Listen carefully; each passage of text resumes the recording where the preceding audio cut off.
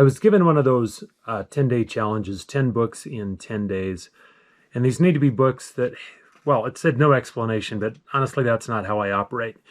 So I'm making these videos for two reasons. First, just putting out a book cover, in my opinion, doesn't cover it. But secondly, some of the books, although they're profound, they're darn near unreadable. And I don't want somebody coming back and whining later saying that I didn't warn them. Today's book, however, is an exception. It's actually a very enjoyable read, for me anyway. The name of the book is Antifragile. It was written by Nassim Taleb, or Nassim Nicholas Taleb. He's of Lebanese descent, and his career has been in risk management. And he's first the tone. He's kind of a fun, snarky author, and he sees the world through a very unique lens. So, for example, one of his earlier books offended some people to the point that he was advised to get some bodyguards to protect him while he was out and around because he'd said some offensive stuff. And he thought, well, geez, bodyguards are expensive. I need to work out and basically become a bodyguard. And so he did. And he says it confuses people at book signings when they show up and the big hulking guy in the suit isn't the bodyguard, but is actually the author of the book. So the enjoyable thing for me was seeing the world through the eyes or through the lens of a very contrarian risk manager. And the title of the book is Antifragile, and the concept is how to structure things so that they become stronger from disorder as opposed to being shattered or broken by them. Antifragile is the opposite of fragile. It's not robust. Robust is neutral to change or disruptions. Antifragile is something that is strengthened by it. I'll come back to that in 1 second. He talks about black swans. So black swans are something that are not known to exist until they exist.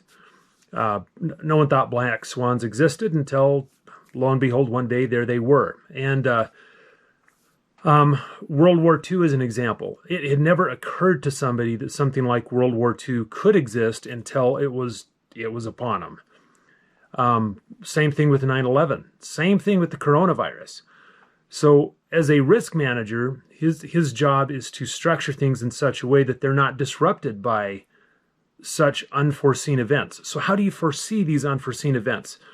Or more, you can't. But how do you structure yourself in a way that you're not devastated by whatever unforeseen event happens? So that's his job as a risk manager.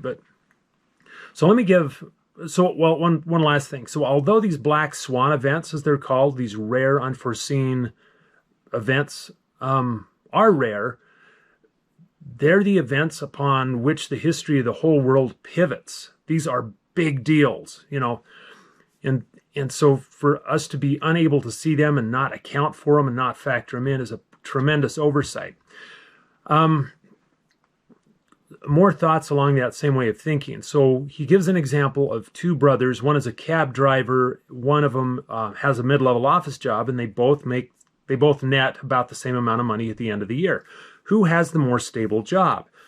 Would be tempted to say that the office manager does, because, hey, he gets a consistent paycheck every week. But what happens? How many people have to change their mind for him to be unemployed? What needs to happen for him to be unemployed? One person gets upset. It doesn't matter. It takes very little for him to find himself on unemployment. The cab driver, a cab driver is not going to be unemployed. Uber could come along, but then you just pivot and, whatever. But point is, a lot of things have to happen to put the cab driver out of business. A dentist, what has to happen for a dentist to go unemployed?